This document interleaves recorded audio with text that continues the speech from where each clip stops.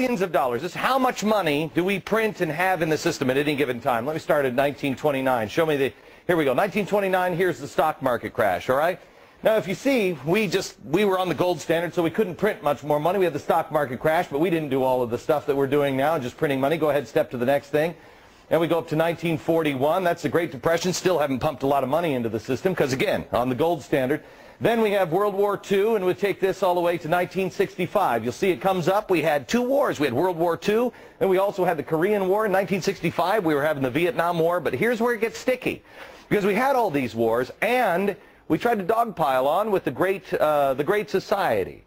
Well, how are we going to pay for all that? Well, in 1971, Richard Nixon says, why don't we get rid of the gold standard? So that way, we can just print whatever we want. But we promise the rest of the world, oh, no, we'll never print too much. Really, we're good for it. I mean, look at our record here. We don't do that.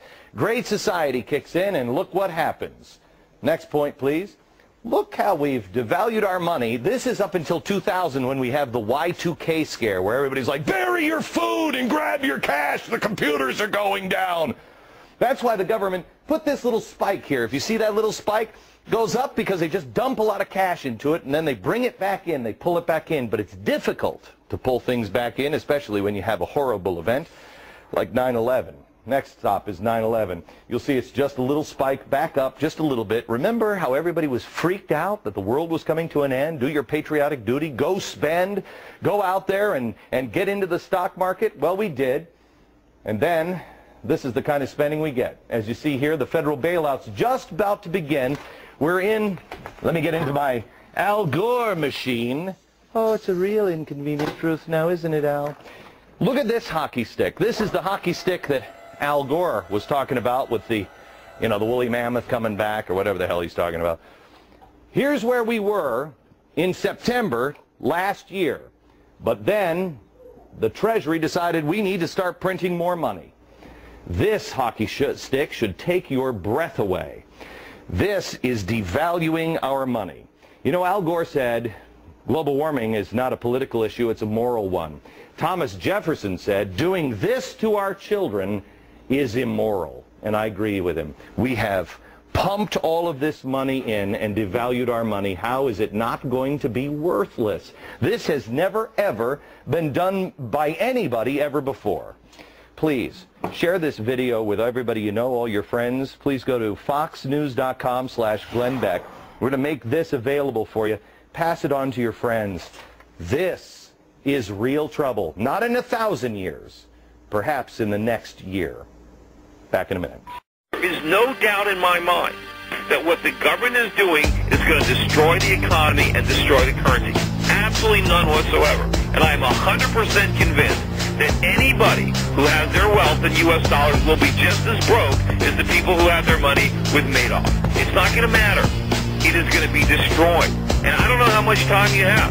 You know, with the dollar dropping 5% a week at this point, I don't know. Could the dollar snap back a little bit? Sure, of course. But what if it keeps falling?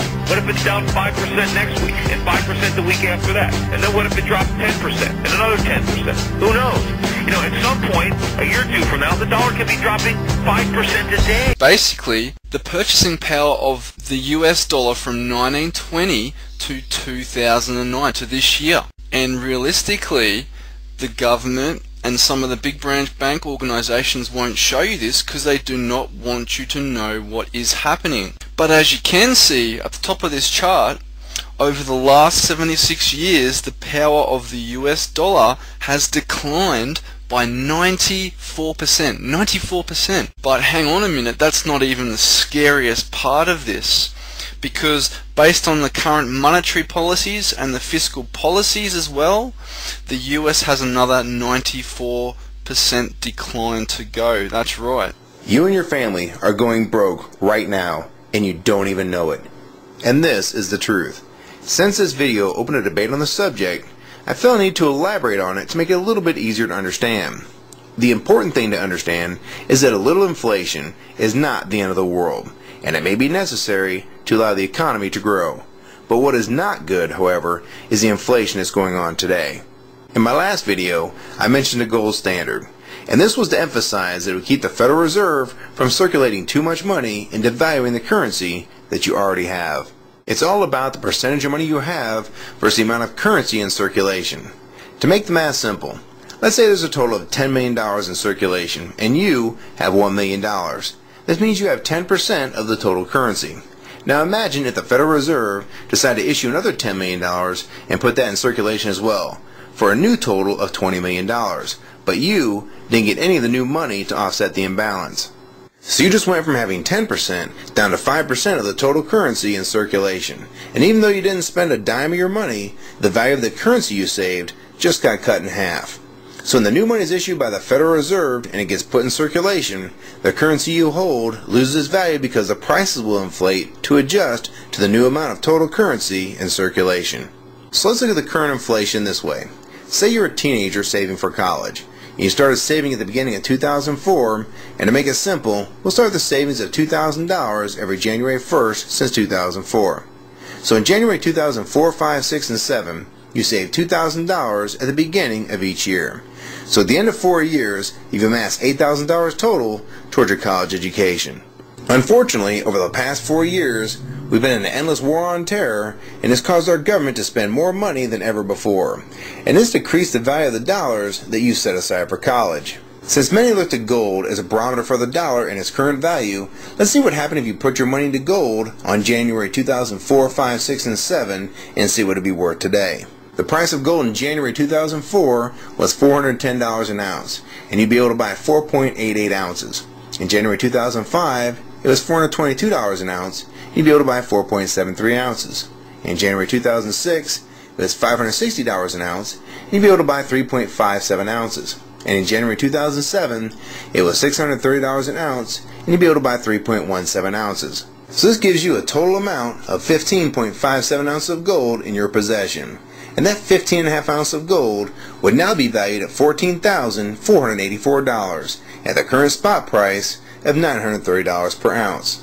So the inflation over the last 4 years has been a total of $6,484.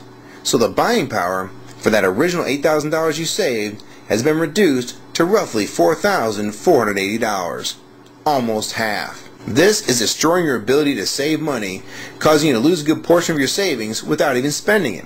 So in essence, it's punishing you for trying to save money for a future investment and endorses spending today while your dollar is worth more, and increasing the total debt accumulated by Americans. Now keep in mind, you're not really making money by putting your cash into gold and silver. You're only hedging against inflation or maintaining the value of the money you just saved. The problem is what everybody is using that they think is money, dollars, doesn't retain its value because Ben Bernanke is printing it like crazy. If the dollar does make a comeback, if the world considers its current moves and its future moves to be serious about stopping inflation, to not lower the interest rates anymore, will gold continue to go up? The dollar's not going to make a comeback. I don't care how much they talk it up. It's going to continue to sink. That's not what I asked. If it does, if the dollar does hold its value. It's impossible for that to happen. You know, you might as well ask me, you know, if pigs sprout wings, can they fly? The dollar's not going to go up. But you know what? The longer it takes for us to change course, the harder it is to make the change, right? The deeper into debt we go, the more money the Fed prints, the harder it is to pull that inflation genie back in the bottle. The reason gold is so important, gold and silver, is because gold and silver is God's money. It's money made by God. And then in 1971, the U.S. government under President Nixon took God's money and turned it into man-made money. Never in the history of the world, this is the thing, never in the history of the world has this ever happened. In 1971, the U.S. and Nixon convinced the entire world to replace gold and silver with paper money. This stuff. Cash is trash. Now the problem is, so the dollar is going to keep dropping. So one of the reasons I can predict what's going to happen is I can predict the dollar will keep dropping simply because the U.S. government and now the euro, the European central banks, are printing so much of this trash. So you'll see gold going up in price, oil going up in price, real estate going up in price because this is trash.